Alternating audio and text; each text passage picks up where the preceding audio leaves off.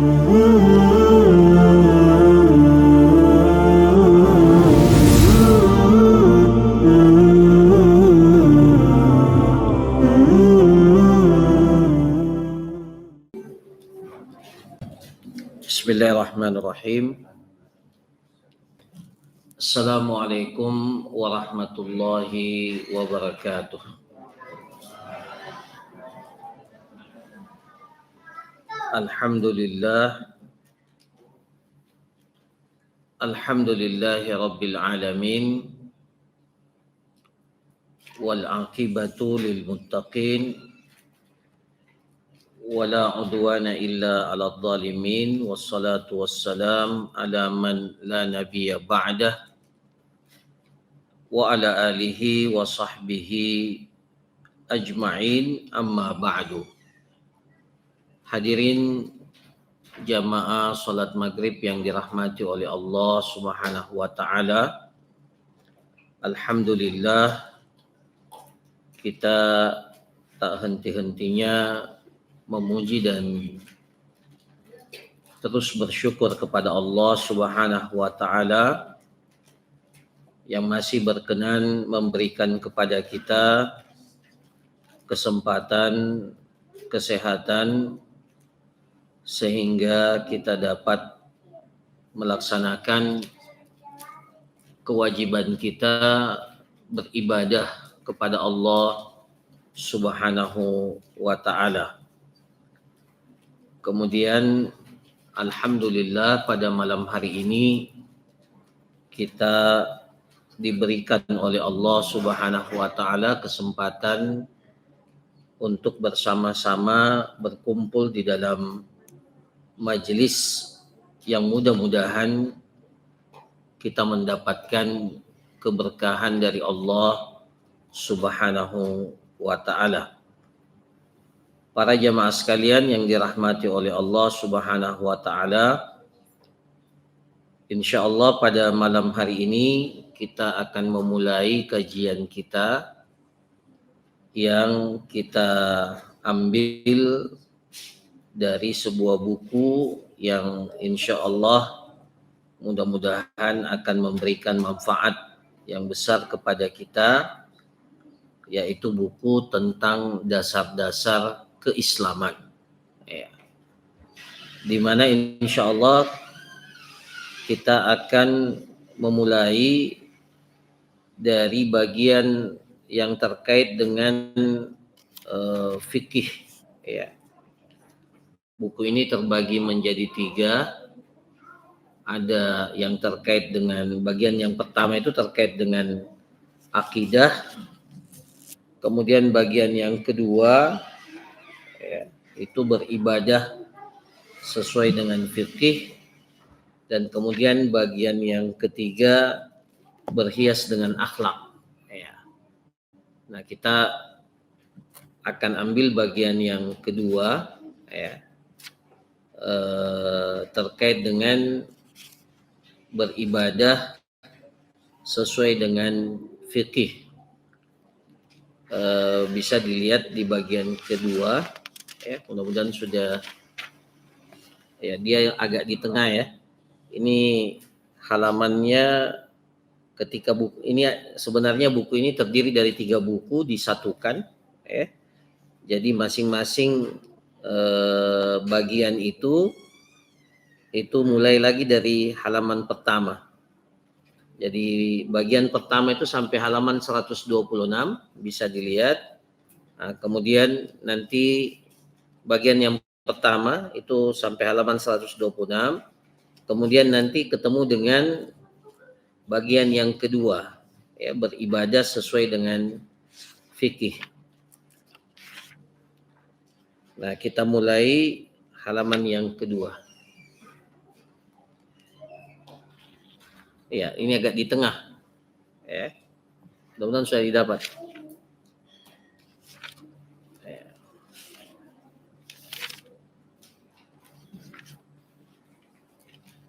Ya. Sudah didapat? Ya, jadi cari dulu yang ini para jamaah sekalian, beribadah Ya, jadi setelah halaman 126 ya beribadah sesuai fikih, kemudian ya masuk pada fikih level pertama, ya tingkatan pertama. Di situ ada beberapa bahasan yang akan dibahas. Ya, mudah-mudahan sudah didapat ya. Ya. Nah, yang pertama tentunya kita akan membahas hal-hal yang terkait dengan fikih taharah atau fikih bersuci. Di sini akan dibahas ya,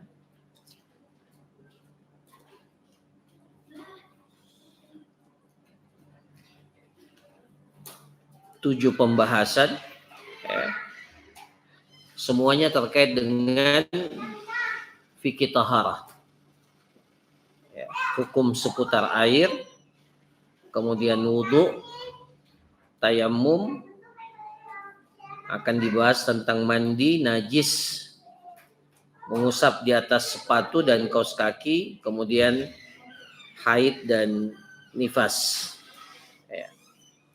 Nah, para jamaah sekalian yang dirahmati oleh Allah, kita mulai pada pembahasan yang pertama, hukum seputar air. Ya. Jadi kita tahu bahwa tahara itu ada dua, ya. Taharah yang sifatnya maknawiyah, ya. Tahara yang sifatnya maknawiyah, ya, yang tidak nampak, ya. Dan ada yang dinamakan dengan tahara hissiyah yang nampak. Nah, tahara maknawiyah itu membersihkan diri kita dari kesyirikan, dari segala hal yang dapat merusak keyakinan dan kebersihan hati kita. Itu tahara maknawiyah. Makanya orang-orang musyrik itu disebut oleh Allah Subhanahu wa taala sebagai najis. Ya ayyuhalladzina amanu innamal musyrikuna najasun. Sesungguhnya orang-orang musyrik itu najis. Tapi najisnya di sini adalah najis yang maknawiyah, yang tidak nampak. Nah, ini pembahasannya bukan dalam pembahasan fikih. Nah, ini nanti pembahasannya tahara maknawiyah ini pembahasannya dalam bagian pertama dari buku ini terkait dengan masalah akidah, keyakinan, tauhid kita kepada Allah Subhanahu wa taala. Yang kita bahas dalam pembahasan kita dalam fikih tahara ini, ya, karena dia terkait dengan fikih yang merupakan pembahasan tentang hal-hal yang sifatnya praktek amalan kita, ya, baik kaitannya dengan masalah ibadah, muamalat, ya, hal-hal yang terkait dengan hubungan kita dengan sesama manusia, ya, kehidupan berkeluarga, dan kemudian ya hal-hal yang diatur dalam kehidupan kita bermasyarakat yang sifatnya praktek. Maka tahara yang kita maksudkan di sini adalah tahara hissiyah, tahara yang nampak. Nah, tahara hissiyah ini para jamaah sekalian ada dua, ya, ada dua. Membersihkan diri dari hadas, ya, membersihkan diri dari hadas atau mengangkat hadas dan menghilangkan najis. Ya, jadi tahara yang nampak itu ada dua. Bagaimana kita mengangkat hadas dan bagaimana kita membersihkan dari kotoran yang disebut dengan najis. Nah, kemudian para jamaah sekalian, media yang digunakan itu adalah air. Ya. kita mengangkat hadas kita baik dengan cara berwudu ataupun dengan cara mandi. Kalau hadasnya hadas besar, maka media yang kita gunakan itu adalah air. Maka pembahasan yang pertama dalam fikih taharah itu adalah terkait dengan hukum seputar air. Nah, maka dalam kitab ini dikatakan air merupakan salah satu dari dua sarana penting untuk bersuci. Jadi ada dua sarana penting yang kita gunakan ya dalam bersuci. Yang pertama itu adalah air, yang kemudian yang kedua adalah pengganti air ketika air itu tidak ada. Nah, nanti ada pembahasan khusus terkait dengan menggunakan debu pada saat kita bertayammum. Ya. Jadi ini salah satu dari dua sarana penting untuk bersuci. Membersihkan diri dari segala bentuk hadas dan najis. Jadi ada hadas, ada najis. Ya. Ya. Oleh karenanya itu menjadi sangat penting bagi setiap muslim untuk mengetahui beberapa hukum yang terkait dengan air yang boleh digunakan untuk bersuci. Ya, jadi ada air yang boleh kita gunakan untuk bertahara, bersuci. Apa artinya? Air itu boleh digunakan untuk kita jadikan sebagai sarana kita untuk mengangkat hadas atau untuk menghilangkan najis. Ya. Nah, jadi para jamaah sekalian, ya, jadi menjadi sangat penting untuk kita mengetahui ya bagaimana pengetahuan kita terkait dengan masalah air yang boleh digunakan untuk bersuci. Yang pertama adalah air suci. Apa itu air suci? Pada dasarnya air yang dapat dipakai untuk bersuci adalah air yang masuk dalam kategori tohur. Ya. Tohur. Yaitu air suci lagi mensucikan. Suci dan bisa dipakai untuk bersuci. Jadi tahirun mutahhir. Ya. Suci mensucikan. Air kategori ini ya, adalah setiap jenis air yang masih berada dalam kondisi asalnya. Ya, jadi kalau air itu masih berada dalam kondisi asalnya dan tidak mengalami perubahan, baik yang berasal dari langit, ya seperti air hujan atau cairan salju, embun, maupun yang berasal dari tanah, atau yang mengalir di atas permukaan bumi seperti air laut dan air sungai, air mata air dan air sumur. Jadi ini semua ya adalah masuk dalam kategori air suci. Kenapa? Karena ya masih berada dalam atau masih berada sesuai dengan kondisi asal penciptaannya dan belum mengalami perubahan. Ya. Maka semuanya ini masuk dalam kategori air suci. Ya. Baik itu yang berasal dari langit, yang muncul dari permukaan bumi, atau yang mengalir di atas permukaan bumi. Itu tiga jenis ya, air suci. Apa dalilnya? Yang dari langit, Allah Subhanahu wa taala berfirman, dan dialah Allah yang menurunkan air dari langit untuk mensucikan atau menyucikan kalian. Nah, itu dalam surah Al-Anfal ayat 11. Rasulullah sallallahu alaihi wasallam bersabda, Allahumma ghsilni min khatayai bil ma'i wassalji wal barat. Ini dalam doa iftitah. Ya. Allah Subhanahu wa taala mengajarkan Rasulullah sallallahu alaihi wasallam mengajarkan kita doa iftitah, salah satu di antara doa iftitah yang mana di dalamnya adalah ya permintaan kita, ya Allah, Allahumma ghsilni, bersihkanlah aku ya min khatayai, dari segala kesalahan-kesalahanku, bil ma'i, dengan air, wathalji, cairan es ya salj ya, wal barat ya, dan dari cairan embun. Begitu pula air laut. Ya, para jamaah sekalian, Nabi Shallallahu Alaihi Wasallam ditanya oleh para sahabat, ya, ana tawadda'u min ma'il bahar ya Rasulullah, atau dalam riwayat dikatakan kunna narkabul bahar, kami kami mengendarai atau kami berada di atas laut, ya, naik di atas perahu atau kapal. Kunna narkabu al-bahar.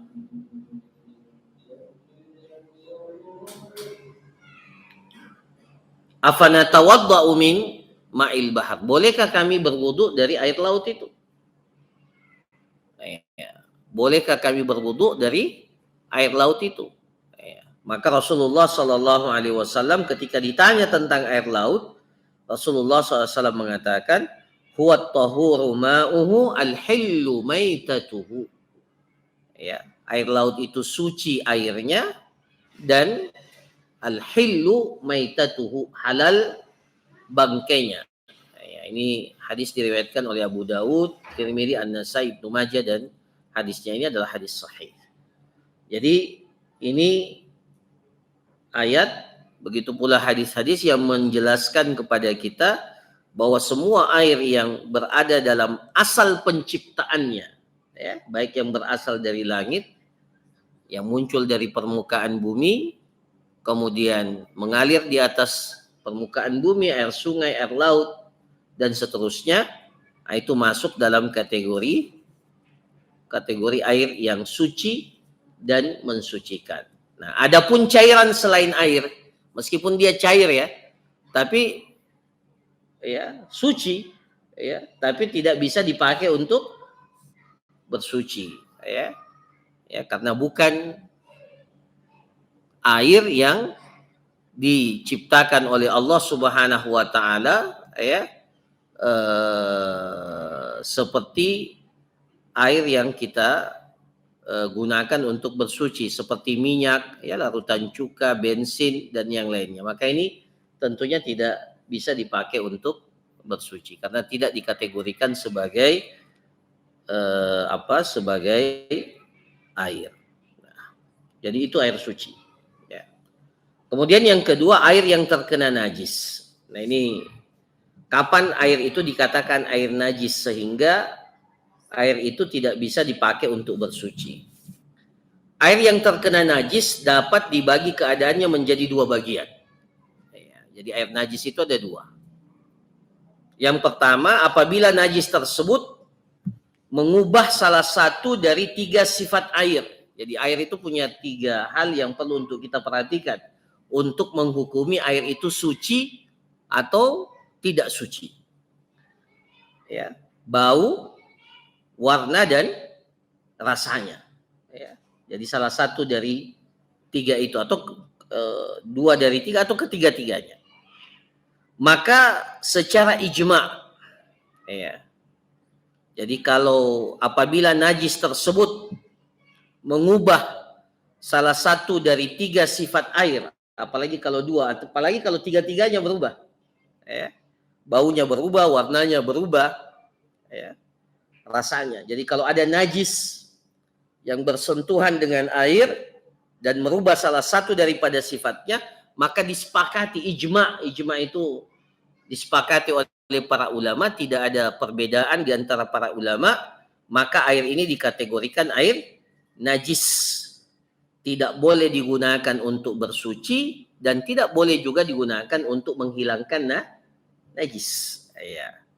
Dalam hal ini banyak dan sedikitnya volume air sama saja hukumnya. Jadi mau itu airnya banyak atau airnya sedikit, airnya satu kolam, ya umpamanya satu kolam atau satu ember, ya, kalau airnya sedikit maka hukumnya sama. Ya, maka hukumnya sama. Ketika salah satu daripada sifatnya itu berubah karena bersentuhan dengan najis. Ya. Ya. Karena telah mengalami perubahan pada salah satu sifatnya atau lebih. Kedua, jika airnya terkena najis, tidak mengalami perubahan sama sekali. Tidak. Ya, jadi ada air, kemudian tersentuh dengan najis atau dalam air itu ada najis. Ya. Ya, yang dikategorikan sebagai najis. Ya, katakanlah mohon maaf seperti kotoran manusia ya yang berada pada air itu. Maka dalam kondisi ini banyak dan sedikitnya air mempunyai pengaruh. Kalau yang pertama, kalau dia salah satunya berubah maka otomatis najis. Ini tidak berubah. Ya. Airnya tidak berubah. Airnya masih bersih, masih jernih, tidak ada yang berubah dari air itu. Tapi ada najis. Ya. Maka untuk menentukan air ini suci, bisa dipakai bersuci atau tidak, dilihat dari jumlah airnya, volume air yang terkena najis itu. Ya. Jika volume air yang terkena najis itu sedikit, maka ia dikategorikan najis. Meskipun tidak berubah. Jadi umpamanya ini mohon maaf, di ember itu ada air kencing umpamanya, kencing manusia. Ya. Tercampur di situ, tapi tidak merubah. Ya. Tidak merubah, tapi tadi ya ada anak kecil umpamanya kencing di ember itu dan tidak merubah, airnya masih apa? Masih kelihatan bersih, dicoba tidak berubah, ya. Baunya juga masih, katakanlah kalau masih sedikit air kencingnya. Nah, atau ada najis masuk di situ. Ya. Kayak tikus umpamanya. Tapi tidak merubah. Nah, maka tinggal dilihat apakah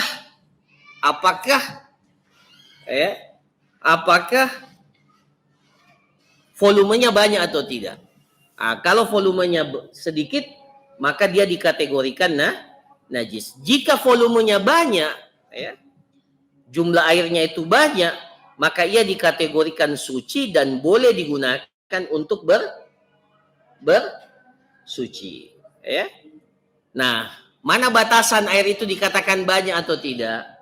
Batasannya itu dikatakan oleh Rasulullah Sallallahu Alaihi Wasallam itu adalah dua kullah, ya, dua kullah, ya. Itu kalau mau ditakar dua kullah itu dari kata kilal hajar dalam hadis ya, kalau ya idza kana al-ma'u kullataini lam yahmilil khabath. Kalau di sini katakan fa innahu la yanjus. Kalau air itu mencapai dua kullah, maka ia tidak berubah menjadi najis. Karena Rasulullah mengatakan kalau air itu sudah dua kullah, maka sudah dikategorikan banyak. Berapa dua kullah itu? Sekitar 160,5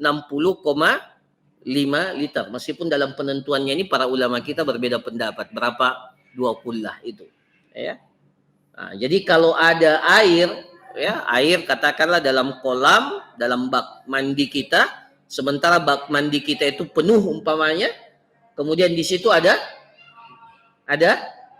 najis bercampur, tapi airnya sudah mencapai dua kullah dan tidak merubah, ya, tidak merubah salah satu daripada sifat air itu. Jadi tetap pada, ya, maka kita katakan air itu tetap suci. Apa dalilnya? Ya, Rasulullah Sallallahu Alaihi Wasallam mengatakan, "Idza kana al-ma'u kullataini fa innahu la yanjus." Jika air mencapai dua kullah, maka ia tidak berubah menjadi najis. Nah, jadi kalau di bawah dua kullah, maka itu dikategorikan air yang sedikit. Air yang sedikit. Jadi kalau dia bertemu dengan najis, ya, meskipun tidak mempengaruhi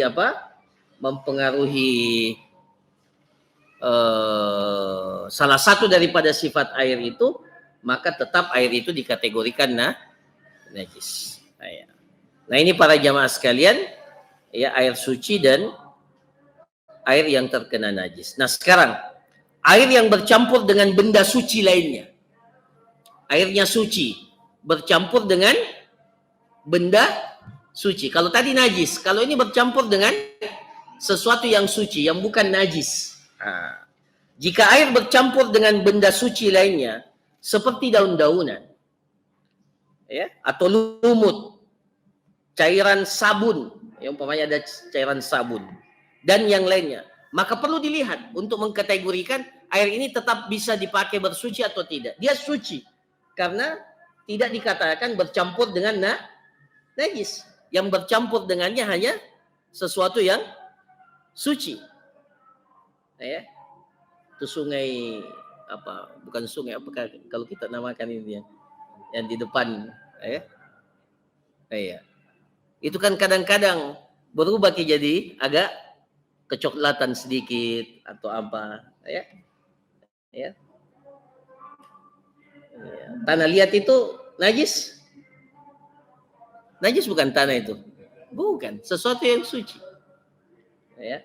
Nah, jadi tinggal dilihat, maka perlu dilihat. Jika benda-benda tersebut tidak dominan atau lebih banyak dari kadar air, jadi tidak lagi melihat salah satu sifat air itu. Yang kita lihat apakah dia dominan dan tidak dominan. Ya, kita kadang mandi di sungai, ya, airnya agak, ya kalau sudah hujan itu biasanya airnya agak keruh. Ya. Maka jika benda tersebut tidak dominan atau lebih banyak daripada kadar air, maka air tersebut tetap dikategorikan suci. Karena tidak ada yang mengotori air itu, tidak ada. Karena dia bersentuhan dengan sesuatu yang suci. Ya. Dan boleh digunakan untuk bersuci karena pada dasarnya meskipun air tersebut bercampur dengan meskipun air tersebut telah bercampur dengan benda suci lainnya, tetaplah ia dinamakan air. Kecuali kalau kita sudah lihat bahwa kadarnya itu sangat banyak, mendominasi, sehingga kita tidak katakan lagi air, kita katakan ini air sabun. Ya, sudah apa? Sudah berubah. Ya.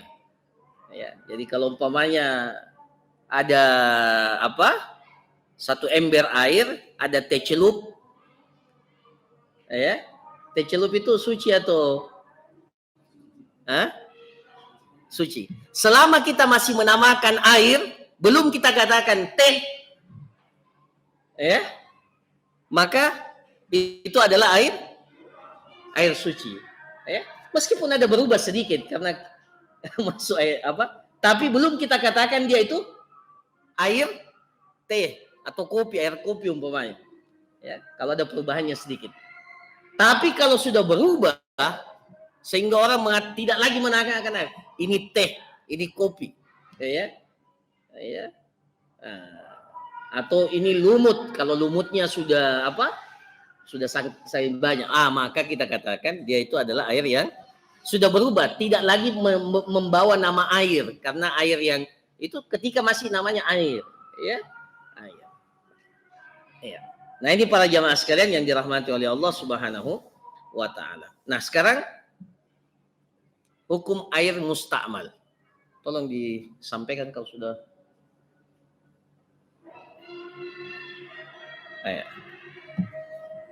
Tolong dikasih kode ya kalau sudah masuk waktu. Hukum air musta'mal. Apa itu air musta'mal? Adalah air yang terjatuh tersisa dari tubuh orang yang berwudu atau mandi. Kita biasa wudu atau mandi, kemudian percikan-percikan airnya itu masuk ke dalam kolam atau ke dalam bak mandi atau ke dalam ember. Di mana di ember itu ada air. Nah, apa hukumnya itu? Itu namanya air musta'mal. Ya. Maka para ulama kita mengatakan ini ada khilaf ya, perbedaan pendapat di antara para ulama. Namun pendapat yang kuat, air musta'mal dikategorikan suci serta dapat digunakan untuk bersuci dan menghilangkan najis selama salah satu dari sifat asal air itu tidak mengalami perubahan. Ya, tidak mengalami perubahan. Jadi air musta'mal. Jadi umpamanya ya, kita berwudu, kemudian percikan-percikan dari wudu kita itu terkena masuk ke dalam kolam atau masuk ke dalam ember, Dalam ember itu ada air bersih, maka hukum asalnya air itu tetap bisa dipakai. Sandaran pendapat ini adalah beberapa riwayat. Di antaranya adalah hadis Rasulullah Sallallahu Alaihi Wasallam, wa idza tawaddaa kadu yaktatiluna ala wudu'ihi. Ya, ini para sahabat kalau Nabi Sallallahu Alaihi Wasallam itu berwudu, Nabi Sallallahu Alaihi Wasallam berwudu, maka para sahabat itu hampir-hampir bertengkar memperebutkan sisa air wudu beliau. Sisa air wudu beliau. Jadi sisa air wudunya Rasulullah itu kadang diperebutkan oleh para sahabat, kemudian mereka ingin gunakan juga untuk berwudu. Sudah masuk ya? Ya? 7 menit saya selesaikan. Dalam riwayat hadis Jabir, ini pernah Jabir ini sakit, beliau mengatakan ketika aku sakit, Rasulullah Sallallahu Alaihi Wasallam berjalan menjengukku bersama Abu Bakar. Lalu beliau mendapatiku dalam keadaan pingsan. Jabir pingsan, maka beliau berwudu dan menumpahkan sisa wudunya, sisa wudu beliau ke badanku. Seketika aku langsung tersadar. Jadi ini juga menjelaskan kepada kita bahwa sisa wudu itu bisa digunakan untuk bersuci. Dan perlu diketahui bahwa sejak dahulu Nabi Shallallahu Alaihi Wasallam, para sahabat dan istri-istri beliau berwudu dan mandi dari air yang tersimpan dalam sebuah bejana dan sejenisnya. Para jamaah sekalian, kondisi air di zaman Rasulullah itu sedikit. Sedikit. Jadi betul-betul mereka menggunakan air itu dengan sehemat mungkin.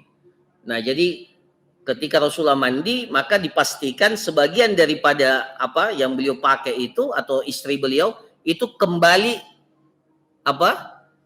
masuk ke dalam ke dalam bejana yang mereka gunakan untuk mandi. Dan ini dipastikan bahwa percikan-percikan sisa air wudhu dan mandi mereka kembali masuk ke dalam bejana-bejana tersebut. Maka dari sini pendapat yang kuat dalam masalah ini, air mustakmal itu masih boleh kita gunakan untuk berwudu ataupun bersuci. Tapi mungkin kalau kita di Indonesia, alhamdulillah air, meskipun sekarang lagi krisis air luar biasa, tapi masih kita kategorikan kita tidak berhadapan dengan kondisi-kondisi yang air itu sangat terbatas. Nah, yang terakhir, air sisa minuman.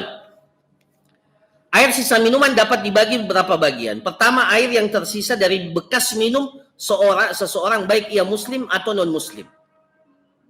Jadi kalau ada sisa air minuman, botol ini diminum oleh seorang muslim atau diminum oleh orang yang non muslim, boleh enggak?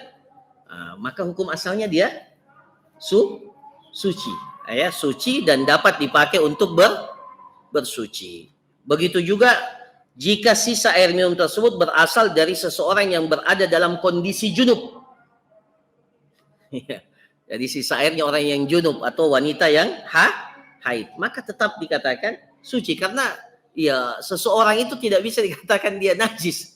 Nanti dia najis kalau dikatakan najis. Nah, ini orang itu kan bukan najis.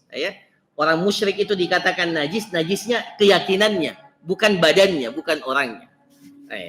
Kedua, para ulama bersepakat bahwa sisa air minum dari seekor hewan yang dagingnya dapat dimakan adalah suci. Jadi kalau ada ayam atau ada kambing minum dari satu bejana, dari ember, air yang tersisa di ember itu masih bisa dipakai bersuci? Boleh, karena ini disepakati oleh para ulama kita terkait dengan hewan yang dagingnya dapat dimakan. Maka dia adalah suci dan dapat dipergunakan untuk bersuci. Baik ia berupa hewan ternak ataupun yang lainnya. Hewan ternak itu yang kita pelihara atau yang bisa dipelihara. Yang lainnya itu yang tidak dipelihara tapi dagingnya halal. Yang terakhir, ketiga, jika hewan tersebut dagingnya tidak boleh dimakan selain babi dan anjing. Ini dikecualikan babi dan anjing itu. seperti binatang buas dan keledai, maka sisa air minum dari hewan tersebut juga dikategorikan suci menurut pendapat yang kuat. Ada perselisihan di antara para ulama, tapi pendapat yang kuat mengatakan sisa air minumnya juga, sisa air yang diminum itu dikategorikan suci, kecuali kalau yang minum itu anjing atau babi. Karena para ulama atau sebagian para ulama mengkategorikan najisnya babi dan anjing itu najis tingkat mughalladhah, najis yang sangat tinggi atau yang sangat besar, yang sangat berat. Tetapi jika airnya ini apalagi jika volume airnya banyak, tapi jika sisa airnya sedikit dan salah satu atau lebih dari sifat airnya berubah, maka air tersebut dikategorikan sebagai air yang najis. Adapun sisa air minum yang telah disentuh oleh anjing dan babi, maka ia dikategorikan najis dan tidak boleh digunakan untuk bersuci sama sekali. Nah, ini para jamaah sekalian tinggal dilihat siapa yang meminum atau jenis hewan yang mana yang meminum dari air itu. Jadi sisa airnya hukum asalnya dia suci kecuali dalam pengecualian yang telah disebutkan dalam buku ini. Nah, ini secara singkat terkait dengan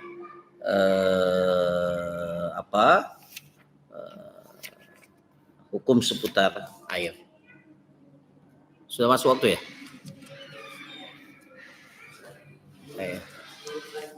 Ya? Iya, kalau masih ada kesempatan saya persilakan kalau ada yang mau bertanya. Satu atau dua pertanyaan.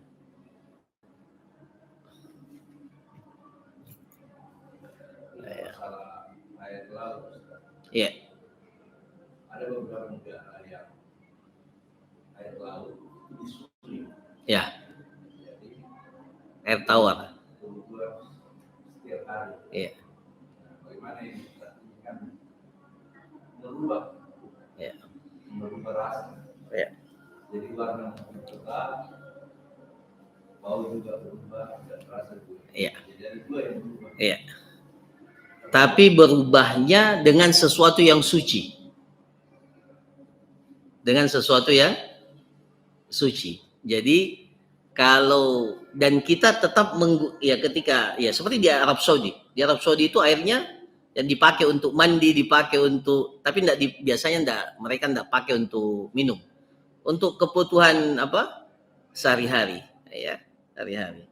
Nah, itu biasa diambil dari air laut disuling. Jadi dan ketika muncul di depan kita katakan ini air, tidak ada embel-embelnya. Air. Sama juga dengan air, mohon maaf, air bahkan lebih gawat lagi kalau air PDAM kita ya.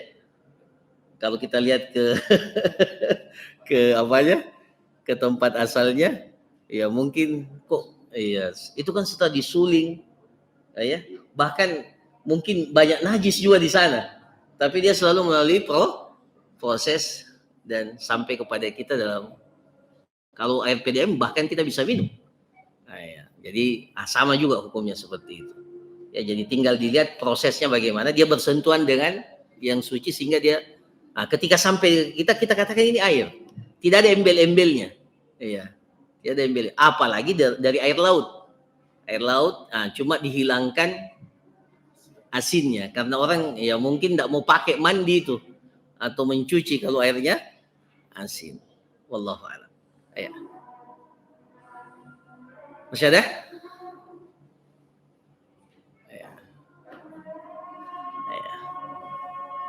Cukup ya? Jadi insyaallah pengajiannya kita pakai ini buku, Nah, supaya bukunya ini bagusnya pengalaman saya, ini sudah banyak masjid saya ajar pakai buku ini. Ini buku termasuk saya yang mengarangnya, yang termasuk tim penulisnya, Jadi para jamaah sekalian, bagusnya memang nanti selesai baru bukunya dibagi. Karena kalau dibagi memang biasa dilupa kalau pengajian, Jadi di bagian masjid itu sengaja dikumpulkan. Nanti kalau kita sudah khatam buku ini, baru dibagi. Ya, ini buku gratis dibagi untuk para jamaah dan memang tidak diperjualbelikan. Tapi kalau siapa yang mau punya, nanti hubungi saya, nanti saya bisa berikan lagi. Tapi khusus untuk pengajian, ini sifatnya punya masjid dulu, ya. Nanti setelah itu kalau sudah khatam, boleh dibagi. Ya. Nah, itu kira-kira seperti itu. Supaya nanti setiap pengajian tidak cari-cari lagi mana bukunya. Biasanya dilupa di rumah. Iya. Nah itu para jamaah sekalian. Tidak mengatakan tidak boleh dibawa, tapi untuk lebih lebih ininya terjaganya buku kita. Saya kira demikian para jamaah sekalian. Barakallahu fikum. Subhanakallahumma rabbana wa bihamdik nasyhadu an la ilaha illa anta nastaghfiruka wa natubu ilaik. Wa sallallahu ala nabiyyina Muhammad wa ala alihi washabihi ajmain. Assalamualaikum warahmatullahi wabarakatuh.